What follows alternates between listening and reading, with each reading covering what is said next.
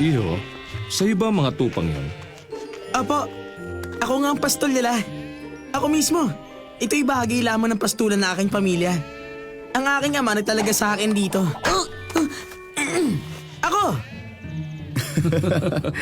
Kung ganoon, kung ipinagkatiwala sa iyong lahat yan ng iyong ama, Marahil ay nais mong sundan ang isang yon.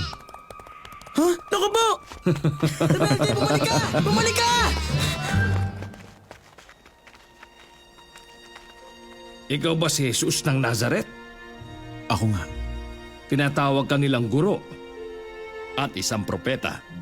Pero kasabay mong kumakain ng mga makasalanan at kolektor ng buwis. Inaantay ng mga pinuno ng templo ang iyong paliwanag tungkol dyan, guro. Hinto! Rebelde, hindi ka dapat umalis ng Kung ang pastulan! sino man sa inyo ay may 100 tupa at mawala ng isa, ano ang gagawin mo? Hindi ba't iiwan niya ang 99 sa pastulan at hahanapin ang nawawala hanggang sa ito'y matagpuan?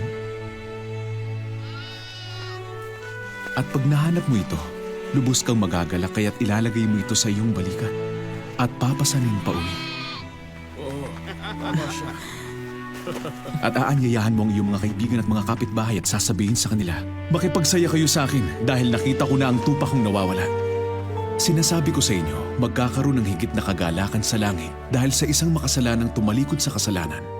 Kaya't 99 na matuwid na hindi nangangailangang magsisi. Guro, pinag-uusapan namin ni Juan ang sinabi mo kanina sa mga pariseo tungkol sa pastol at sa nawawalang tupa. At iniisip namin kung bakit gumagamit ka ng mga parabola. Ang lahat ng nakikinig sa aking katuruan ay mas marami pang mauunawaan at mas lalo silang magiging marunong.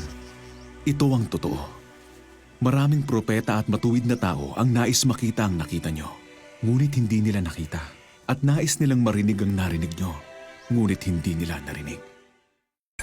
Ginawa ka ng Diyos na walang katulad at meron siyang plano sa buhay mo.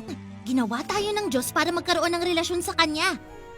Para simulan ang relasyon mo sa Diyos, dasalin mo lang ang panalangin ito. Diyos naming nasa langit, inaamin ko pong nakagawa ko ng mga bagay na hindi ayon sa kalooban niyo para sa akin at gusto kong magkaroon ng relasyon sa inyo. Patawarin niyo po ako sa mga kasalanan ko. Buong puso akong naniniwalang si Jesus ay namatay at muling nabuhay para iligtas ako sa kasalanan ko. At ipinapahayag ko na si Jesucristo ang Panginoon at tagapagligtas ko. Punuin niyo po ako ng inyong banal na espiritu para magawa kong ipinagagawa niyo sa akin. Salamat sa pagliligtas sa akin at sa pagtawag niyo sa akin na inyong anak. Mangusap po kayo, tulungan niyo ako marinig ang tinig niyo para makapamuhay ako ng ayon sa kagustuhan niyo. Gusto kong mamuhay ng kasama kayo dito sa lupa at sa langit.